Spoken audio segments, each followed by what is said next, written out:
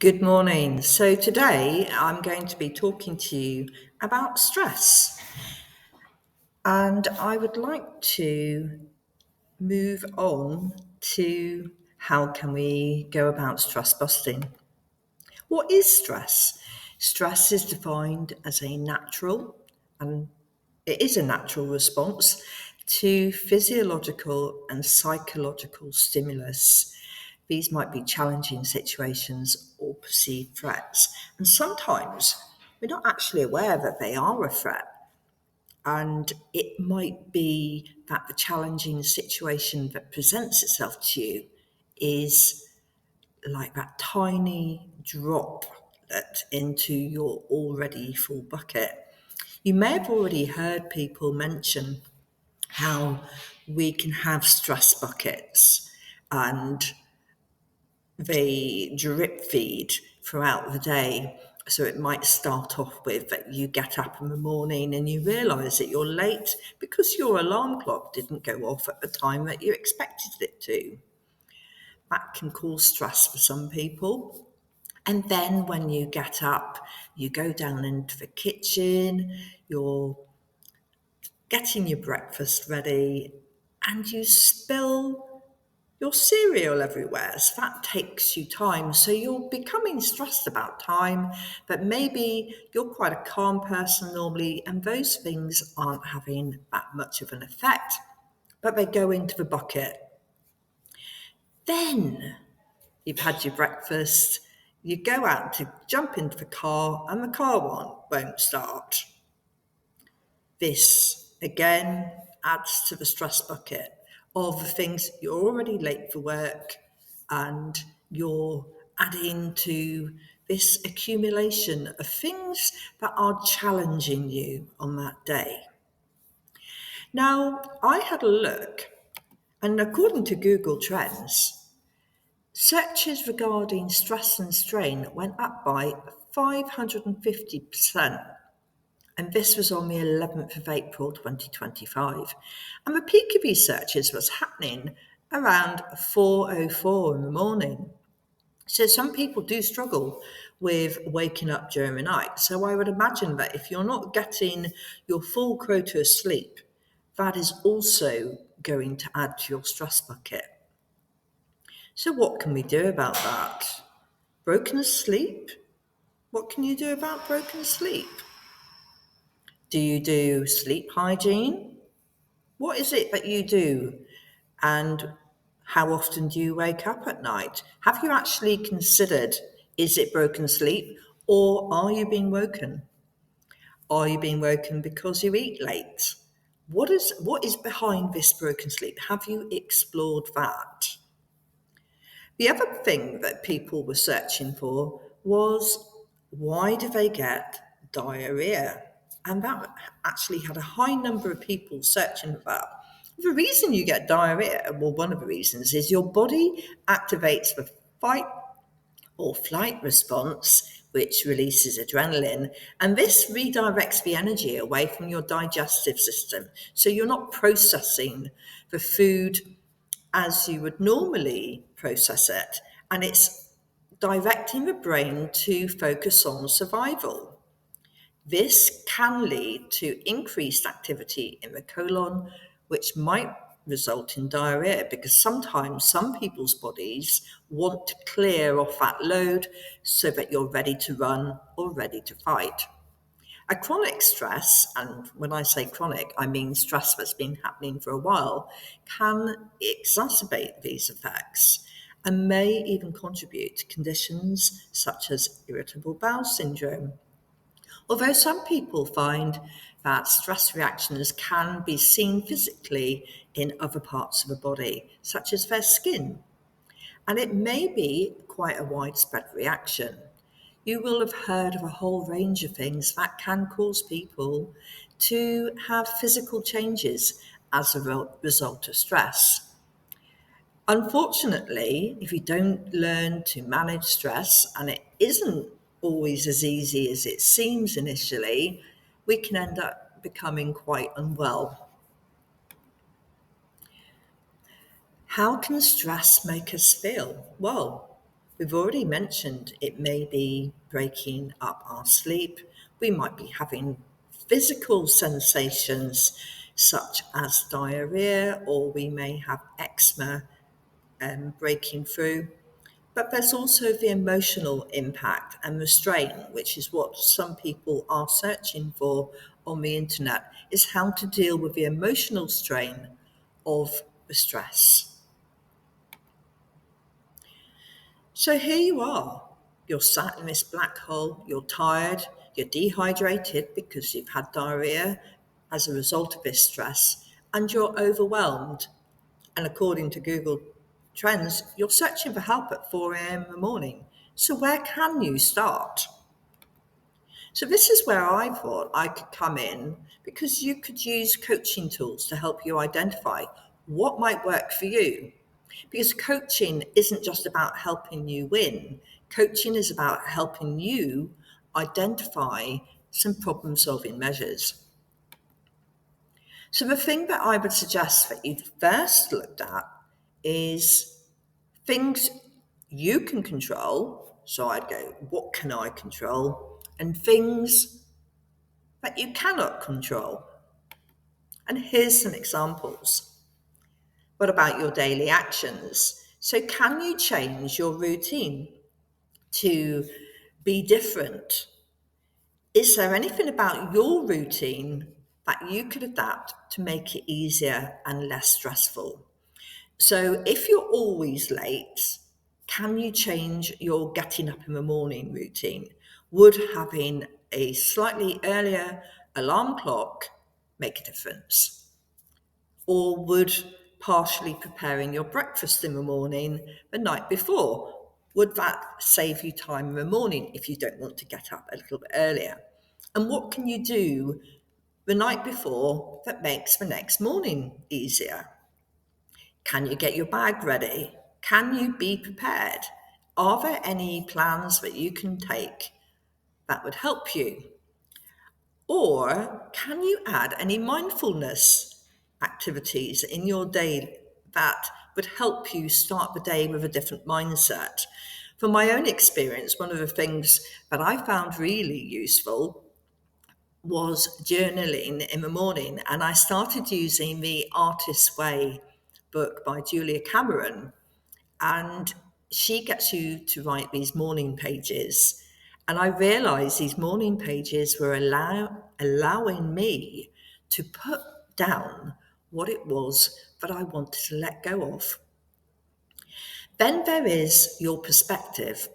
And Don Miguel Ruiz has written a book called The Four Agreements, which is a really good help in helping you understand how your perspective is always going to be different from other people's, and learning to live with that.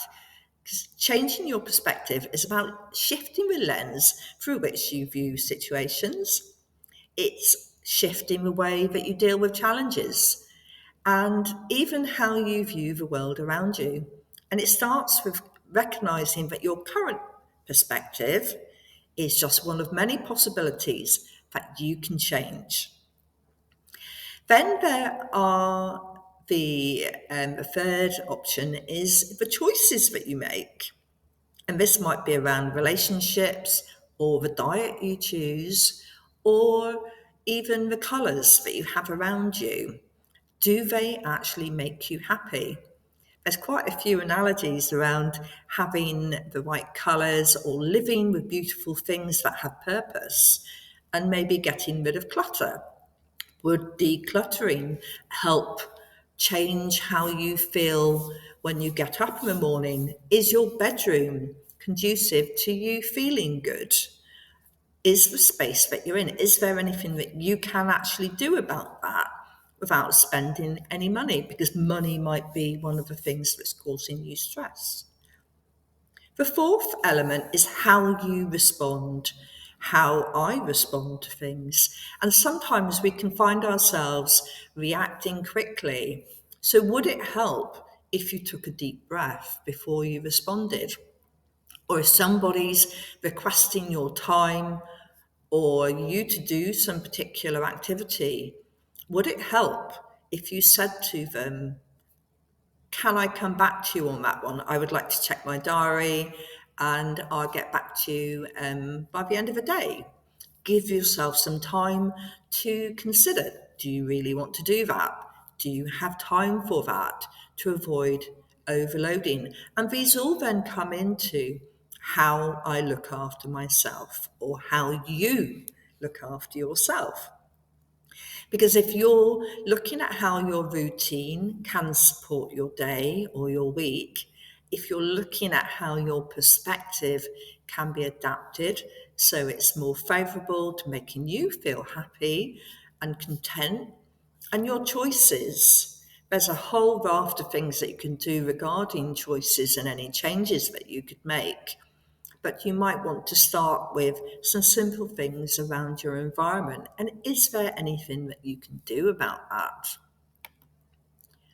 The things that you can't control are other people's actions, but you can change how you respond to other people's actions.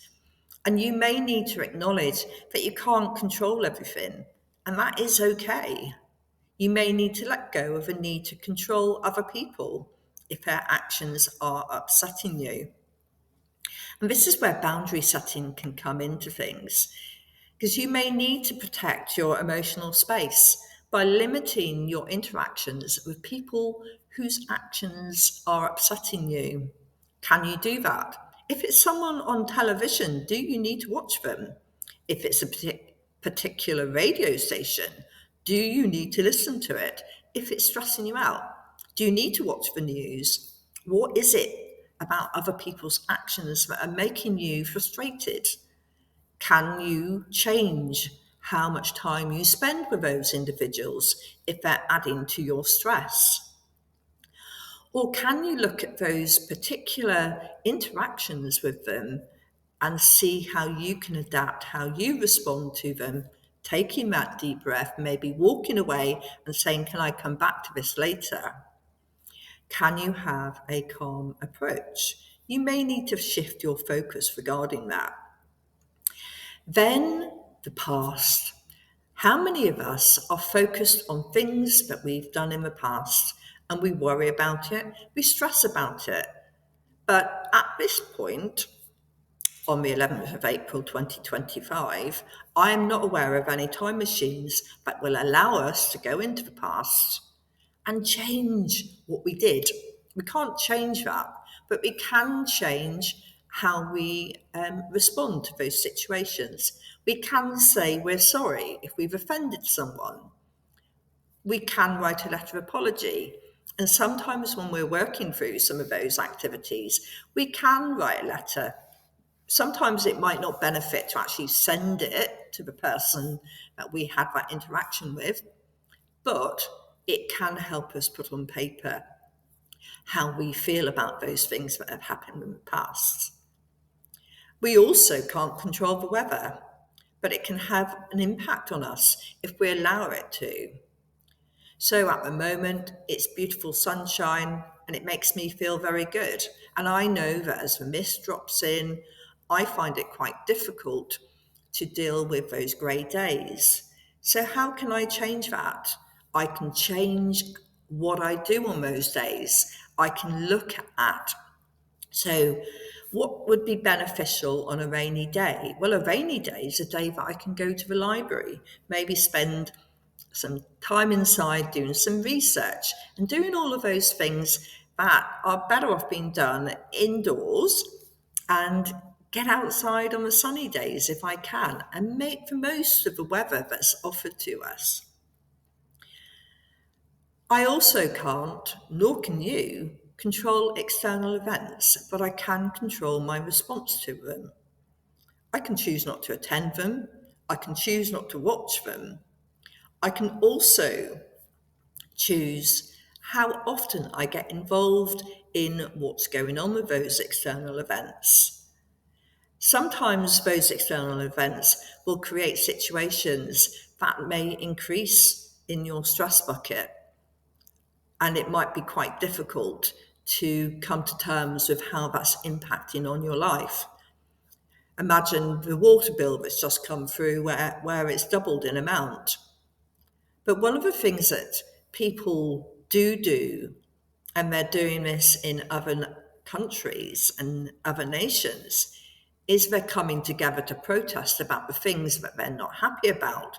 So when there are external events that you think, I want to do something different in my response, people are getting together and they're taking action and saying things have to change. And sometimes external events can be changed as a result of people joining, communities joining. The next thing that we can't control is time. Time's passage, but we can control our perception and our focus on it. But time moves forward, although the concept of time is something that human beings designed, which I find quite interesting. And it's a subject that's quite vast if you want to look into the science behind it. But if you do need help and you think, it would be really useful to have a chat with someone, Sherlock Holmes is someone that I think is quite good at problem solving. And I like to think that my curiosity will help me and you come to terms with what we can control and what we can't control. So if you think, yes, I need help and Sherlock's not around, then you can come and talk to Sarah Hawkins at the Dandelion Moon if a one-to-one session would be of use. And you can book here, and there's a link on the end of the slide, or you can go onto my website, which is www.thedandelion.co.uk. Or you can call me on 0782 464 8643. And it's been lovely to talk to you today, and I look forward to reading your comments.